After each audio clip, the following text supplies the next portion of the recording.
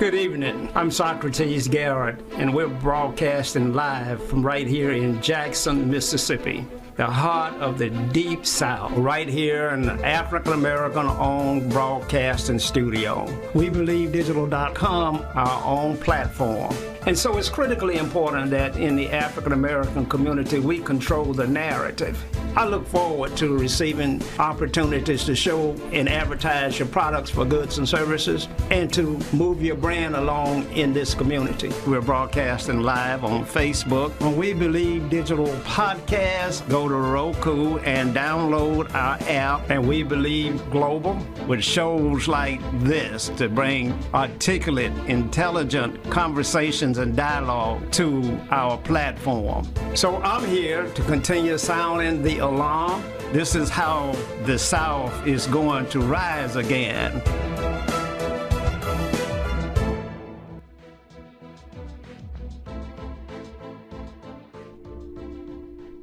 The movement involved some great and courageous people. Aaron Henry, Fannie Lou Hamer, so many people who every day took their lives in their hands to make Mississippi a better place.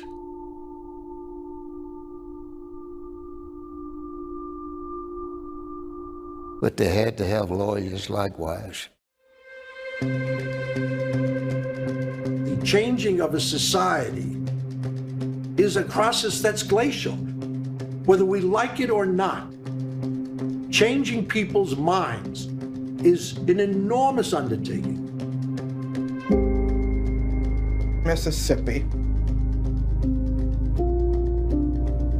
It was the worst of the closed society. There were so many things going on in Mississippi that were bad. If you could have seen the way black people were treated, it was just horrendous. Our society is one based on the rule of law. That's how it's done in America. Lawyers were a helping role and a necessary role. The primary responsibility of the national government was to protect fundamental rights, the rights of freedom and equality for the black people. And the national government wasn't moving.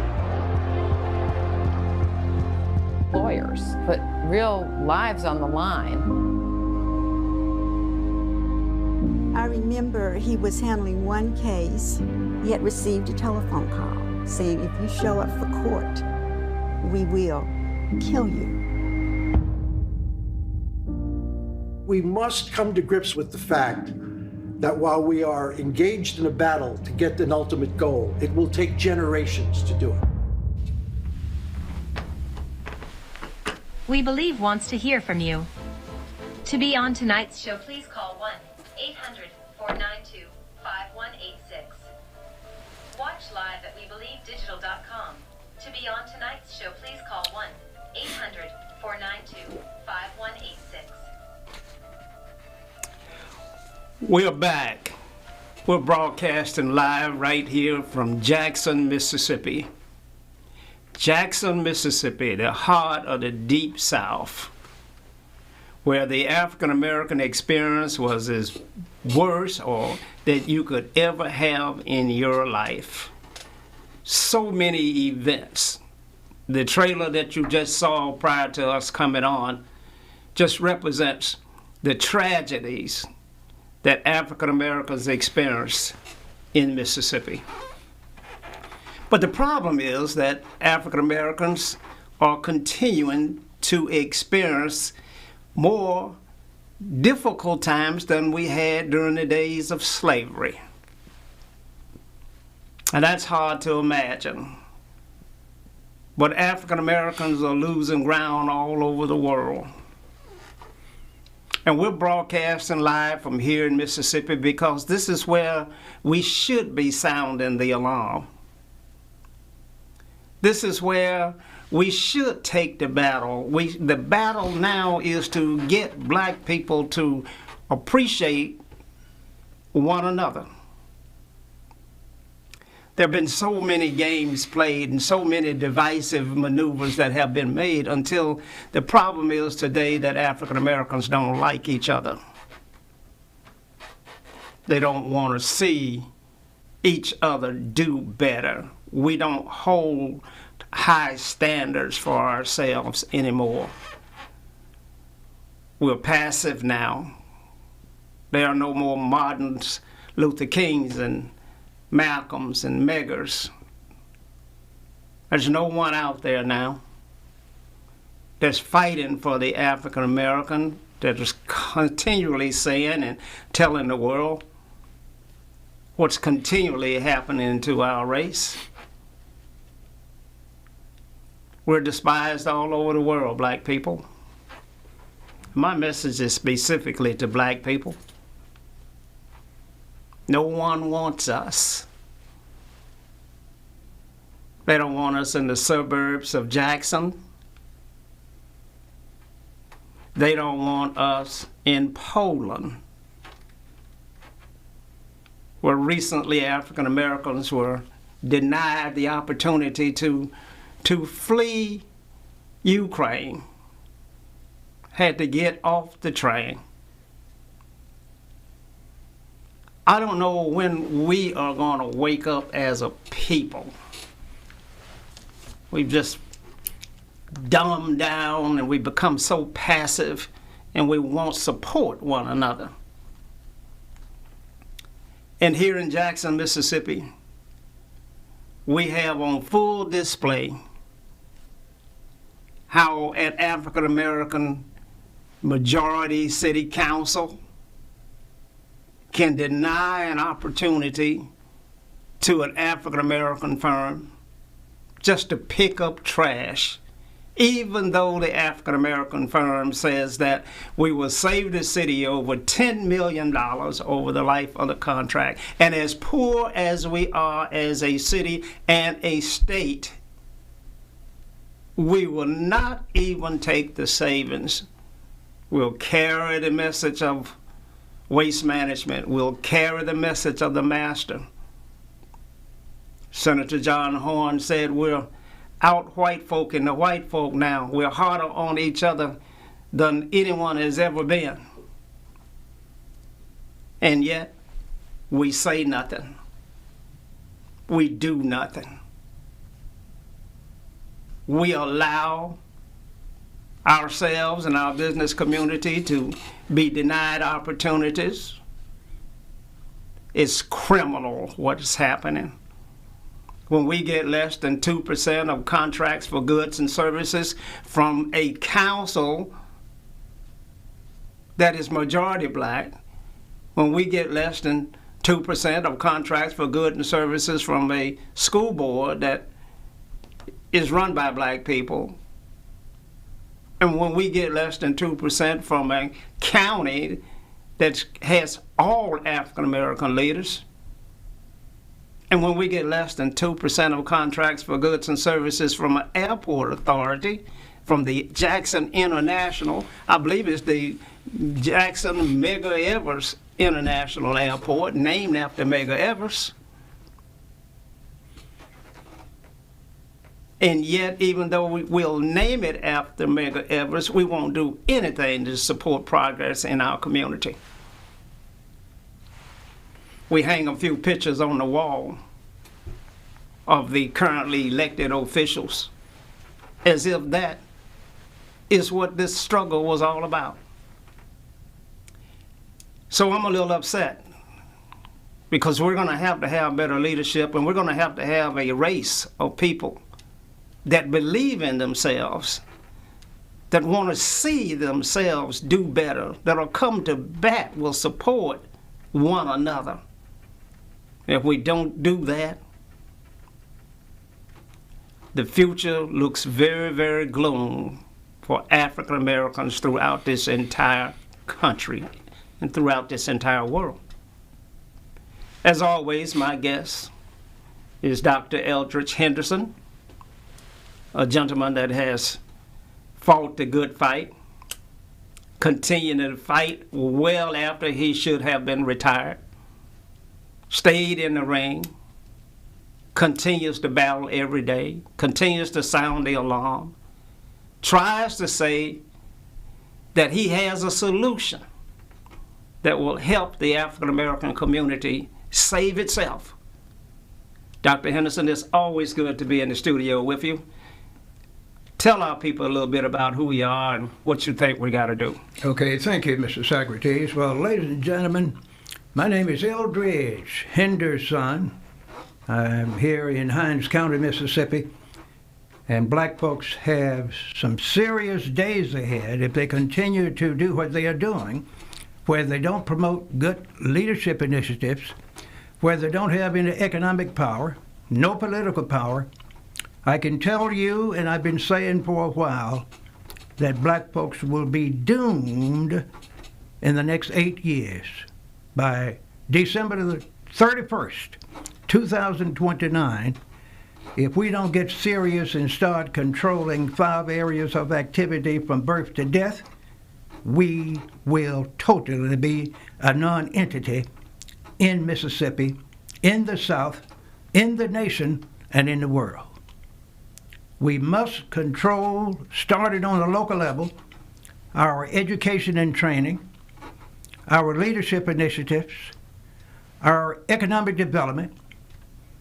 We must start working seriously with our religion. And the last thing we must control is our politics, all starting on the local level. And the solution is we're going to have to look at our situation and figure out a way, and I do know the way, to get rid of most of our current leadership in the churches, in politics, in economic development, and train our own leaders, starting in the high schools, working with the colleges, where the young people are in a position to do some things that's different. And when they get to the age of 21, 25, 35, they then, with all the training that they will get, can engage in politics. They can run for mayors, for the House of Representatives, for sheriffs. They can be on the city councils, starting in 8 years, ladies and gentlemen, on the local level, where you are with what you have. And simply speaking, if all of you that are concerned about your destiny as an unwanted person, as an outcast in the world, as one that's outnumbered and forgotten about, you're going to have to do some of these things because you don't have but 8 years left. That's the status. Doug, I hear you, and you and I have been sounding the alarm now for quite some time that African Americans are headed in the wrong direction, that our leadership has failed us, that we raised our children and we thought that integration was good for them, but it has proven to be one of the worst decisions that we've ever made. That's correct. There were 2 bad decisions that impacted black folks. And the first one was not as bad as the second one. When I tell people that during slavery, the black folks had housing, everybody had a job, they had food and shelter and clothing. And when I say that, people get upset. Now, since that period, black folks have had very little housing, the worst in the country. Many of them are still begging for food stamps, WIC. They have very little money. The average black person, and I'm talking about the so-called middle class too, can't go to the bank and pull $500 out of the bank in an emergency to take care of any kind of thing that's going on in the family. Many of them that are going to college and other schools are wasting their time in 4-year institutions studying things that they can't get a job in. There are no jobs in certain areas. I'm not going to mention those majors because people get upset. They stay away from vocational and technical programs and expect the public schools to solve their educational problems. And they are not set up for that and never have been. And just on and on and on. And when you hear these things, people are saying, well, Doc, you're a little off key. So you're not saying the thing you need to be saying. You need to be saying that we need to pray more. And I say, Mr. Socrates, that's what's wrong with many black people throughout the world. They've been praying too much to this man-made God that they call Jesus Christ. But no work, just praying. Doc, we're going to get ready to go to a station break. This program is being brought to you by Earth Blend Coffee. You can reach us on Facebook at We Believe Digital. You can reach us on YouTube and Roku TV. We'll be right back after this commercial. Stay tuned.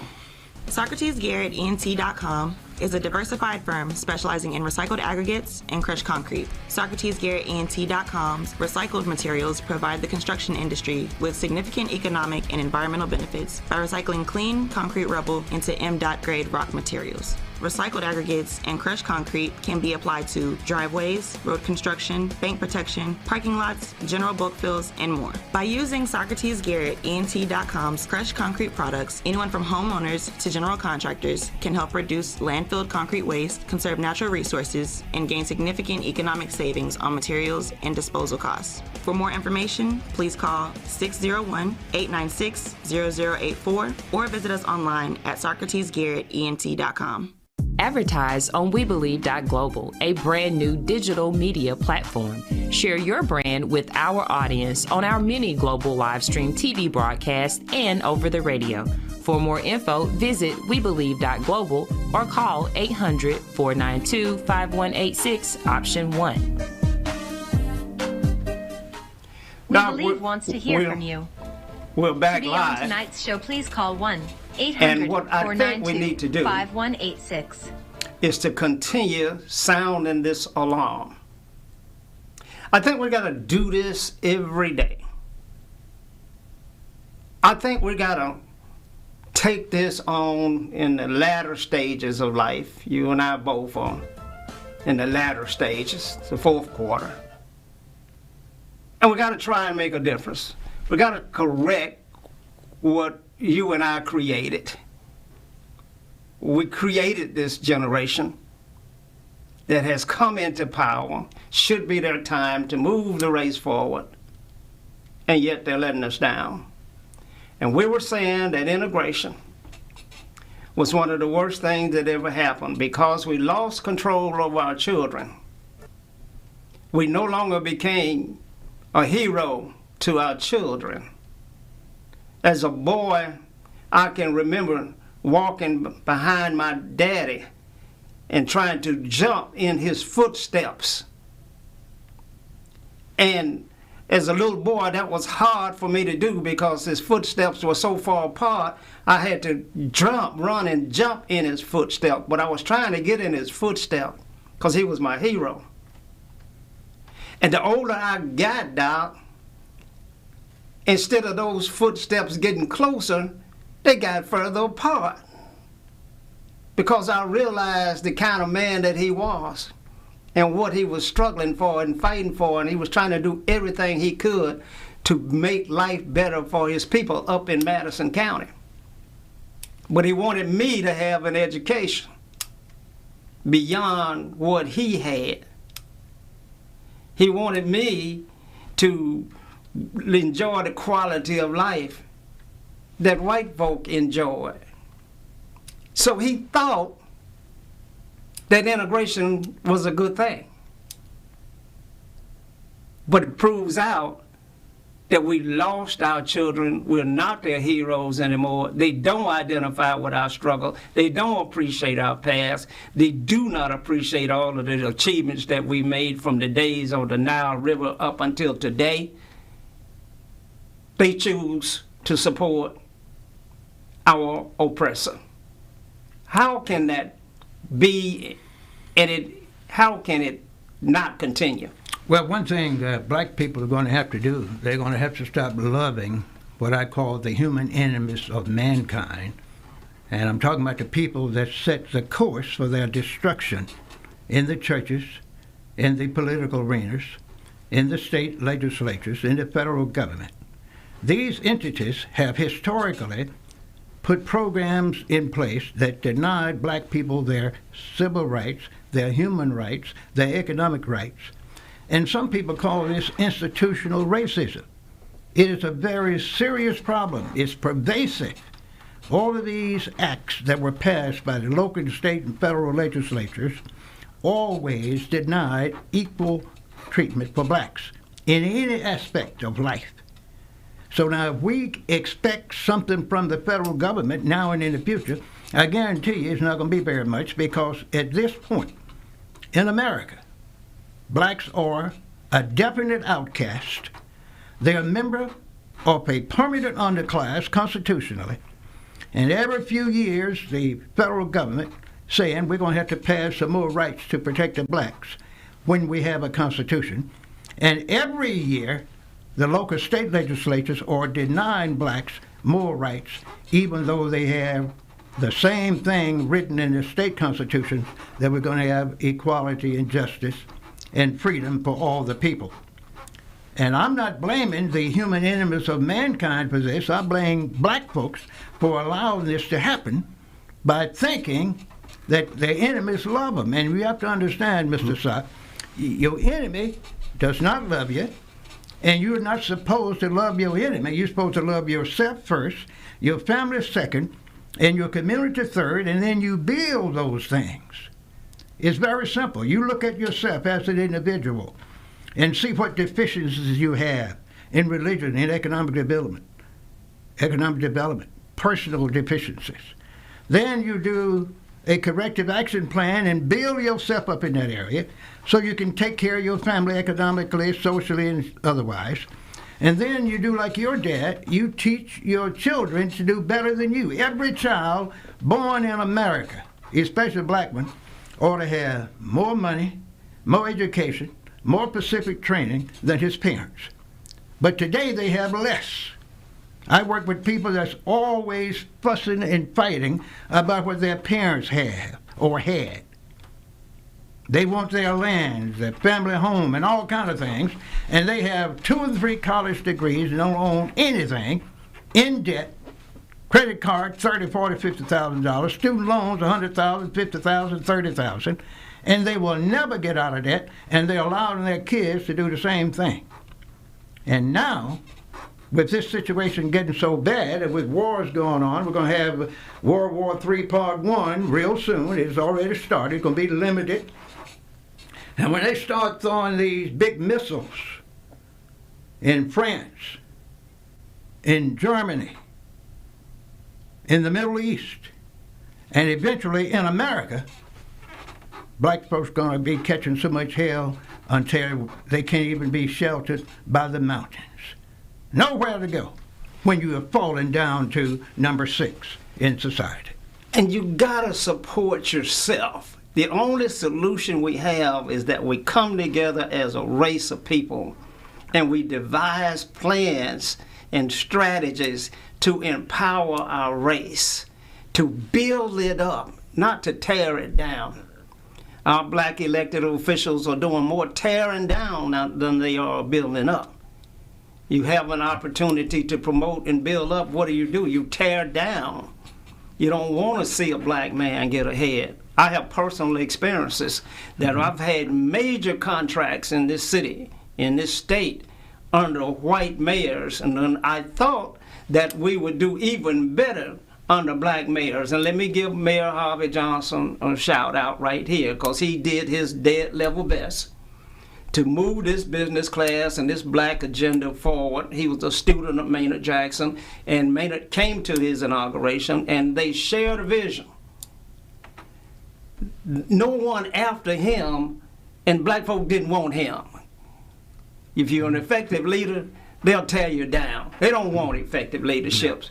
They want to replace Harvey Johnson with a man who was in many cases not stable.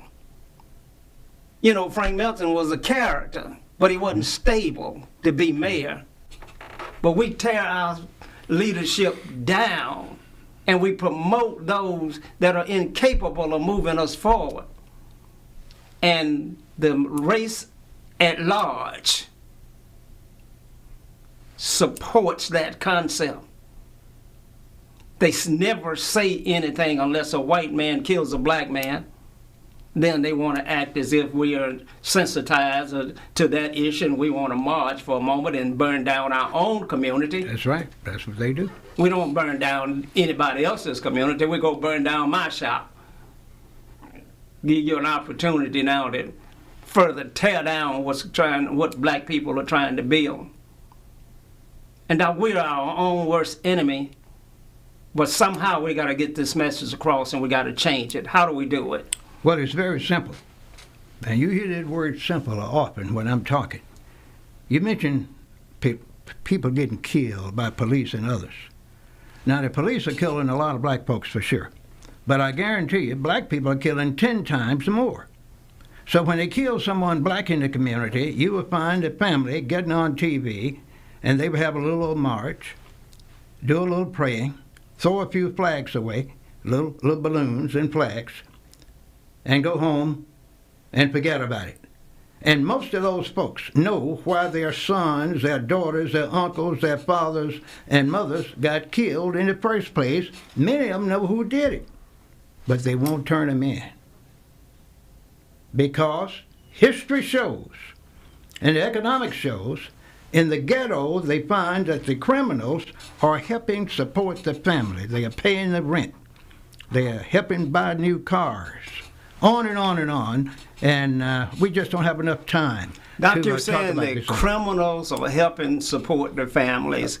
I want you to expand on that. Well, that's because most the young men that are working hard did not finish high school.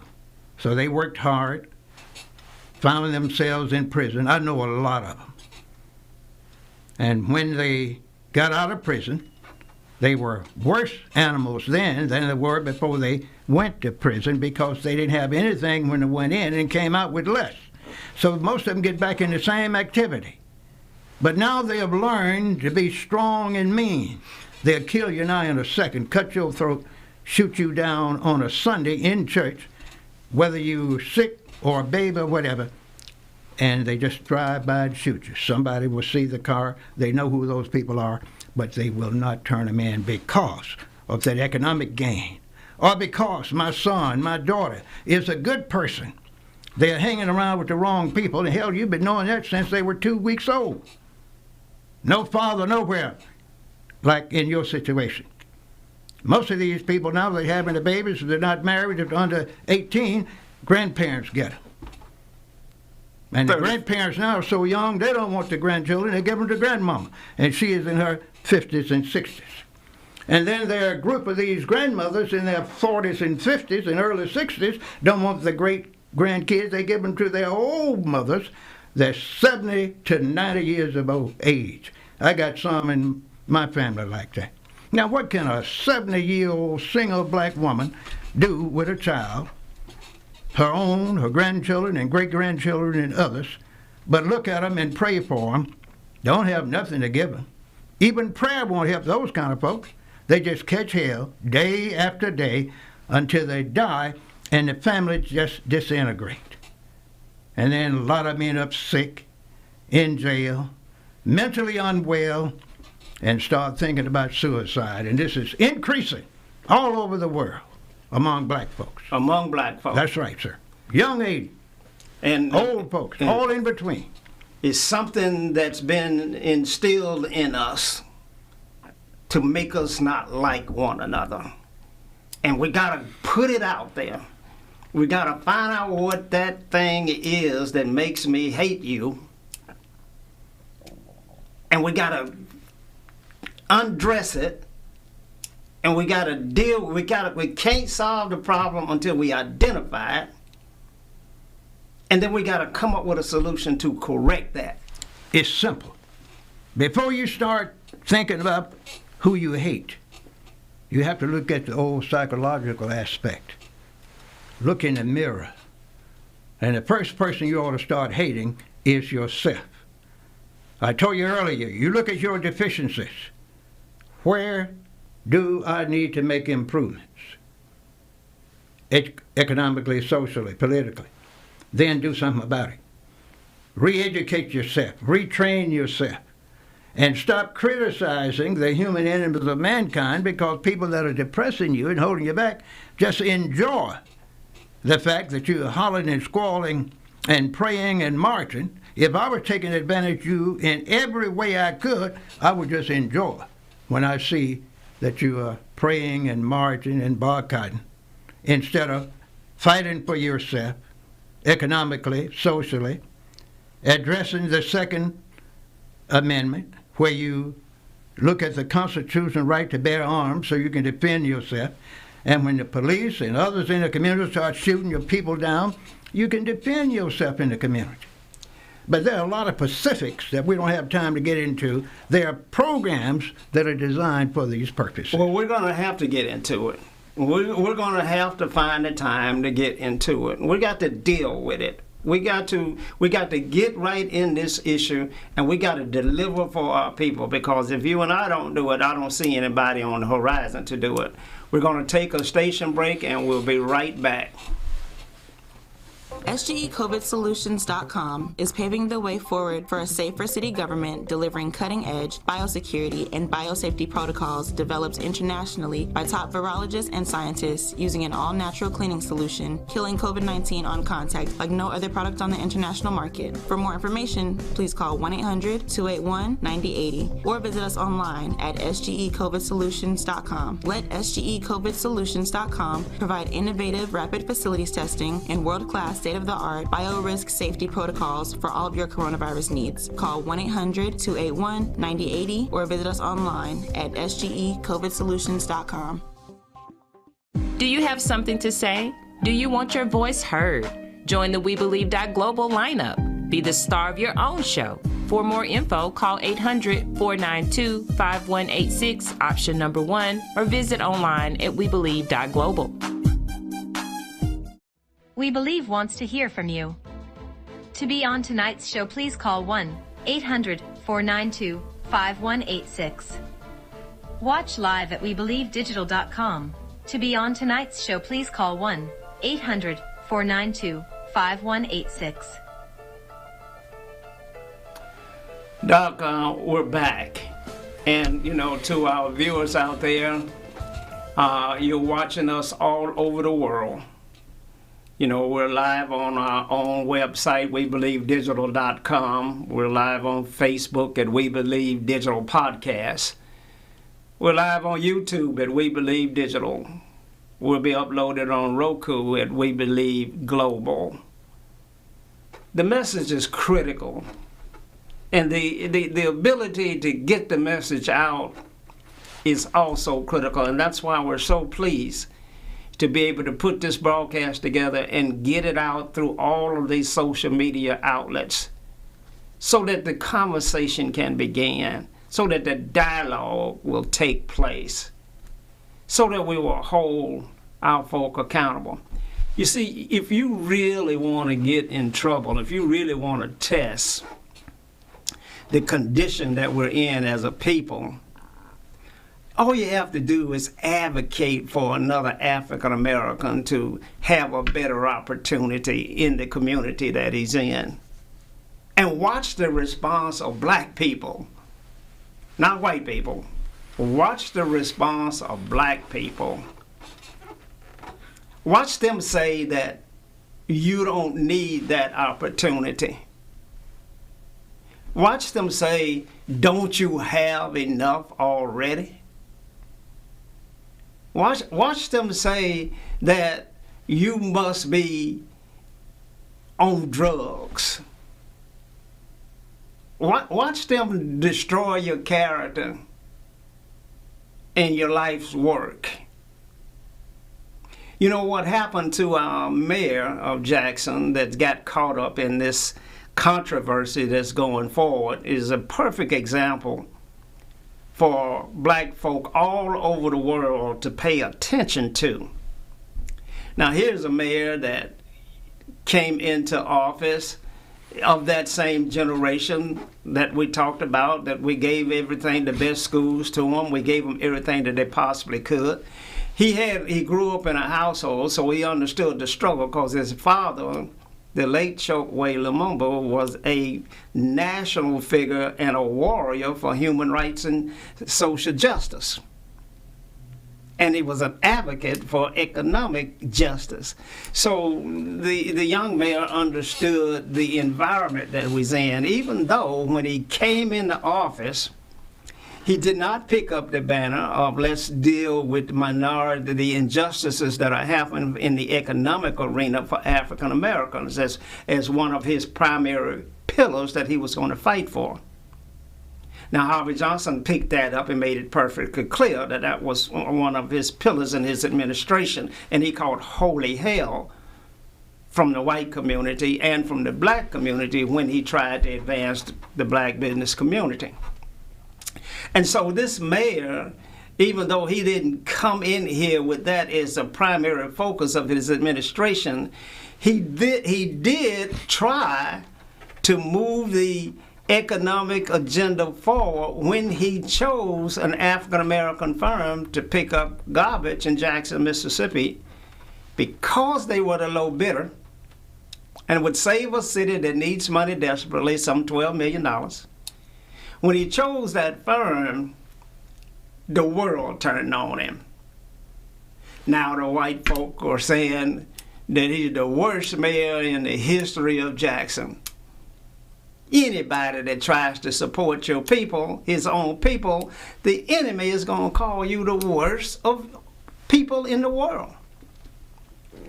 But what's interesting, more interesting, is that black people turns on you, starting with other elected officials, 5 black council people down there. 3 of those black people are staunch opposition to the opportunity being given to a black man, and will fight this mayor tooth and nail to make certain that that does not happen, and will attempt to destroy his credibility, his character, and his career. Not white folk will attempt to do it, black folk will do it. And that's what you see now. You see, I've witnessed it, dealt with it over the last 40 years. So I know how vicious our people are when they have an opportunity to carry out publicly the mission and the goals of the oppressor. I know how zealous they can be for that.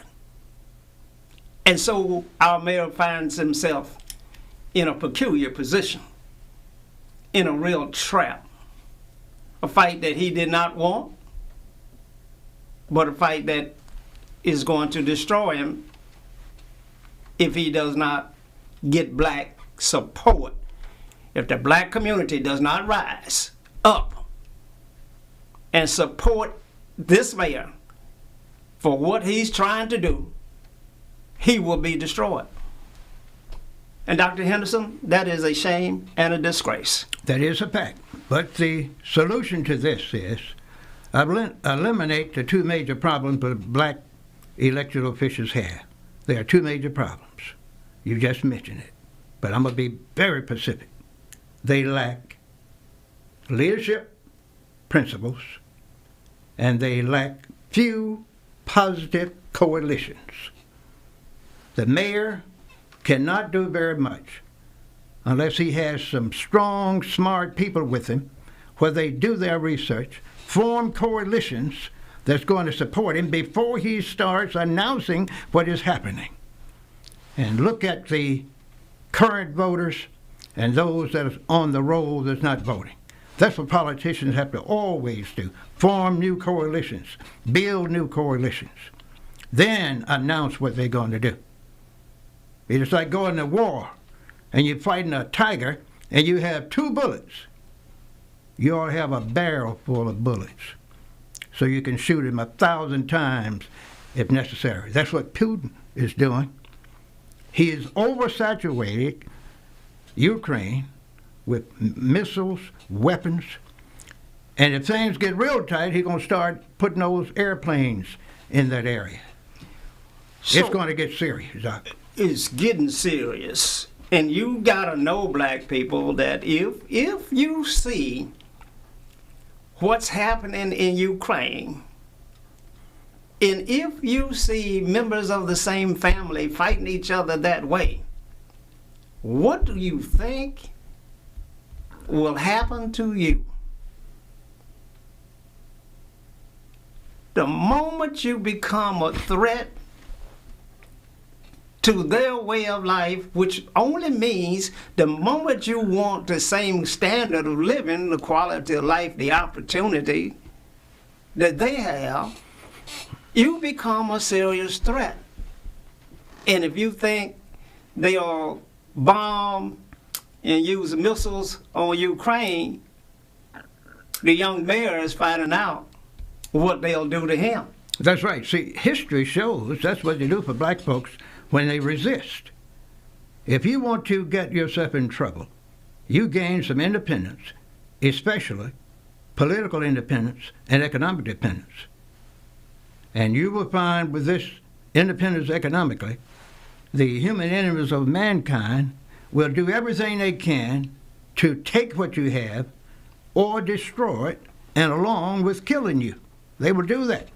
And then their good friends in the court system and the justice system will turn the other cheek, will not prosecute anyone, and when you know anything, all the records have been destroyed, and the black people didn't even think about defending themselves against these kind of acts. Historically, it's proven.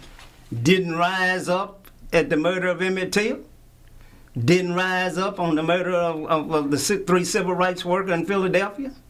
Didn't rise up on the murder of Vernon Damer? Didn't rise up on the murder of Medgar Evers? We will not fight, Doc. We will not defend ourselves like other races. We sure won't. Here's an example. Every group almost in the world have defended themselves at one time or another in a collective manner. Look how the so-called Native Americans formed coalitions with each other and fought the British, the French, and others when they were taking the lands here in Mississippi, in the South, and in the nation. They fought and died by the thousands. Look how the Mexicans fought against America when they were taken to Mexico and Texas and other places.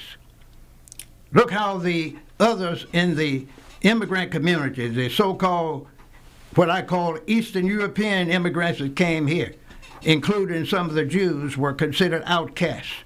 They formed coalitions and decided we're going to take over certain parts of America.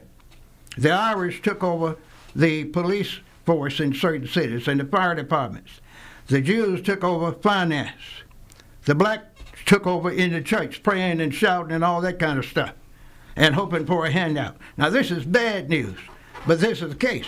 So when you don't defend yourself, don't nobody fear you, and they treat you like a dog. And that's why, as we get ready to conclude, when blacks start rising now, since we don't defend ourselves, the first thing they do is drop that bomb on you. They have done it in America, did it in Detroit in the 1960s. They did it in Oklahoma when they were fighting the people in the so-called Wall Street situation. No one but prosecuted. And they're going to be doing it in Jackson, New York City, in Texas and other places when blacks finally start rising, and they're going to be fighting others in the world and fighting their own people. It happens all the time, and putting them in jail because the Constitution allows for that for all citizens that get hooked up with the justice system in a negative manner. They just arrest you for anything, put you in prison, and your life is messed up, legally forever. And nobody in the black community cares.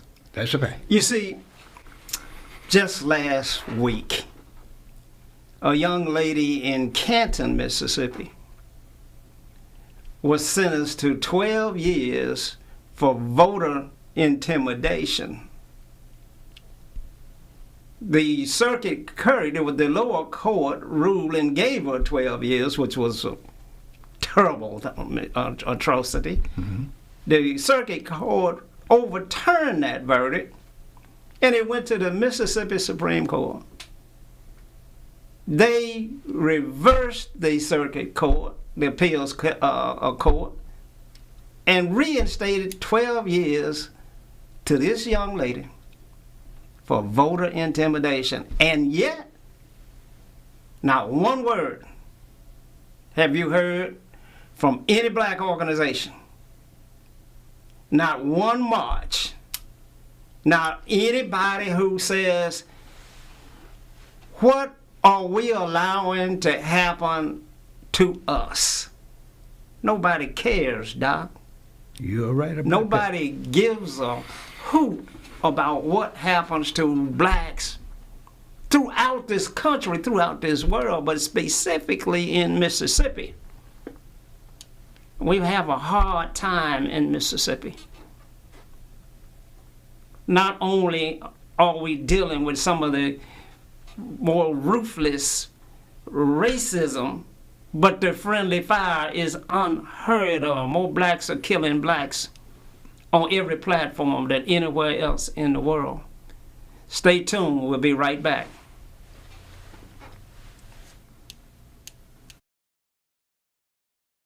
Both CBD and Delta-8 provide an array of health benefits, aiding in appetite, sleep, anxiety, depression, chronic pain, and more. New Cannabis Premium Dispensary provides a variety of CBD and Delta-8 products, including gummies, candies, pre-rolls, pain creams, isolate drops, cartridge pens, and so much more. To learn more about New Cannabis products or to place an order, please call or text 415-465-9292 or visit us online at newcannabis.com and follow us on Instagram at newcannabisjackson. Advertise on WeBelieve.global, a brand new digital media platform. Share your brand with our audience on our many global live stream TV broadcasts and over the radio. For more info, visit WeBelieve.global or call 800-492-5186, option 1. We Believe wants to hear from you. To be on tonight's show, please call 1-800-492-5186. Watch live at WeBelieveDigital.com. To be on tonight's show, please call 1-800-492-5186.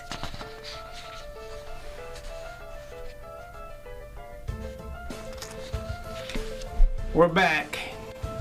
And so we're going to go into the final segment of tonight's program. But we got to get this message out to black people. Quit hurting one another. Quit denying opportunity to members of your own race. Learn to love and respect your race. Review your history so that you can find something to be proud of. Understand the significance that black people have played in creating this country. You know, Mississippi was Wall Street back in the days of slavery, for more wealth in Mississippi than anywhere else in America. Black folk did that. Black folk built all of the buildings, all of your churches, all of the infrastructure. Black folk did that in Mississippi. You gotta understand who you are and what you're capable of and where you came from. And you gotta understand the position that you've been put in. Bad policy destroyed the black family after the riots in Watts. And the policy was put in place that no aid for dependent children could a female receive if it was a black male in the house at all. So they put him out of the house. They didn't realize that the black male was the single force in the family that kept order. And when they destroyed the black family, we get what you see today. Little boys with no heroes, nobody to look up to, no self-esteem, no future. And what have we done? We've turned them into criminals. We've turned them into killers. They're 8 and 9 years old, walking the streets in Jackson with AK-47s and Uzis with their pants below their butt, with no remorse. We're killing one another at an alarming rate. Jackson, Mississippi was ranked number 2 as the most dangerous city in America. In the South, where even back in my day, we didn't even lock our doors. Nobody was going to break in your house. Nobody was going to kill you because the black male held court in the family. And the young boys were fearful of their father. And if there is no fear in a child, you will have a monster. And so what we have now are monsters that we have created. And we got a chance to correct that by showing them that a black man can pick up the garbage in Jackson, Mississippi. Son, a black man can do that. A black man can have a construction company in Mississippi, son, and he's getting all this work to do. Black doctors are performing surgeries in Mississippi. Black people got to force that opportunity and stop letting everybody take everything from us. You see, the #1 business in Mississippi in the medical community was black doctors delivering black babies. So what did the oppressor do? He created an opportunity for black women to bring their babies into his medical facilities and just destroyed black doctors who don't deliver any babies anywhere anymore. It was about economics. It wasn't about giving you some place to go to have babies. It was about economics. Everything that you see out here today is about economics, and black folk don't even understand the game. Doc, what are we going to do? Well, we are going to just have to do a reversal on what all the sociologists know. If you want to destroy a race, you put the programs together that let the female raise the children without the father. Then the kids, the boys and the girls, will act like their mothers. They will be very timid. They will not be strong-minded in most cases. They will not get to form strong relationships family-wise. Most of them will not get married. They will have many children out of wedlock. They will drop out of school early and not get the skills they need to get what we call a livable wage. And I'm talking about studies and historical facts. So when you see this happening, And you mentioned how the welfare system got started where the man couldn't be in the house. That was by design, because research shows if you want to control the people, you let the mother raise the boys and the girls and keep the father out of the objective for his raising them. And you're going to create a new person. You're going to reinvent the race. And the values going to change. They want to be like their mothers, and that's why you have a lot of young boys now and girls want to be men and women, some at the same time, because they haven't seen that father figure that you had. Even though father's down the road or down the street, he doesn't come by very much because mom don't want to see him. She has 2 or 3 other children by John Doe in the same community. All of them got different names. And then you, Mr. Sock, can't go and see that first child of yours that's right down the road from where you're living. That's the deal. I can't go and see mine. This is hard to bear, hard to talk about, but it's a historical fact.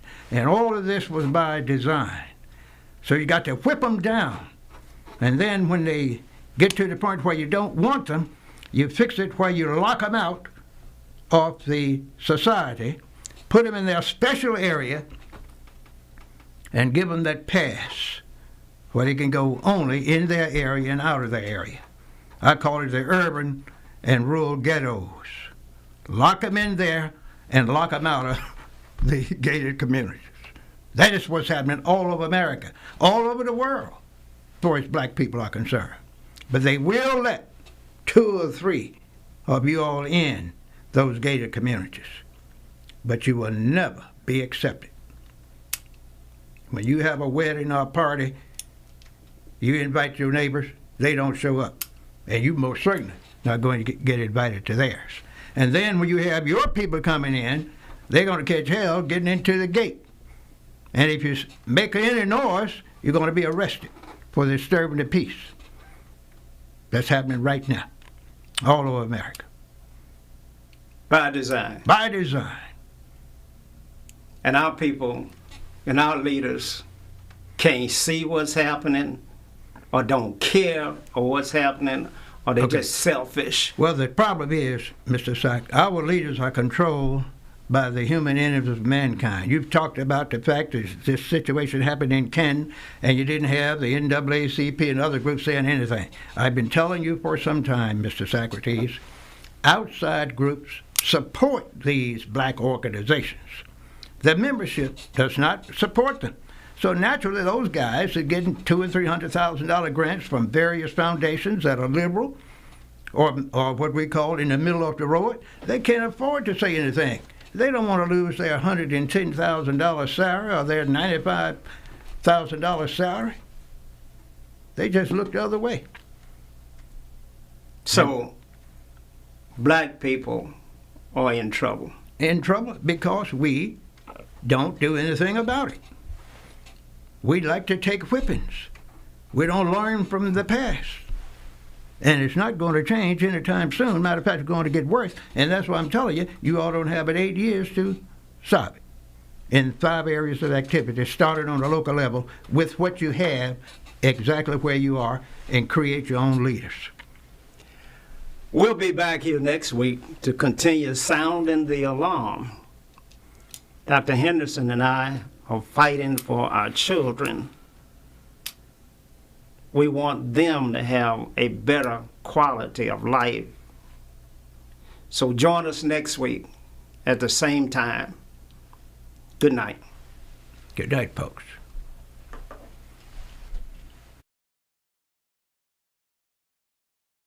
Jackson, Mississippi, the heart of the Deep South, right here in the African-American-owned broadcasting studio. We believe digital.com, our own platform. And so it's critically important that in the African-American community, we control the narrative.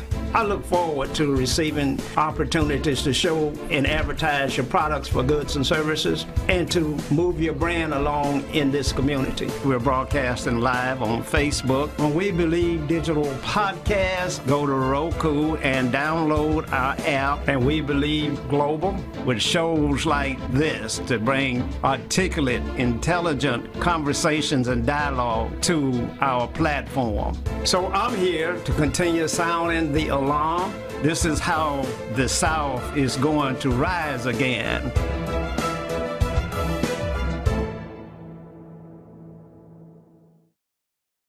Do you have something to say? Do you want your voice heard? Join the We Believe Global lineup. Be the star of your own show. For more info, call 800-492-5186, option number 1, or visit online at WeBelieve.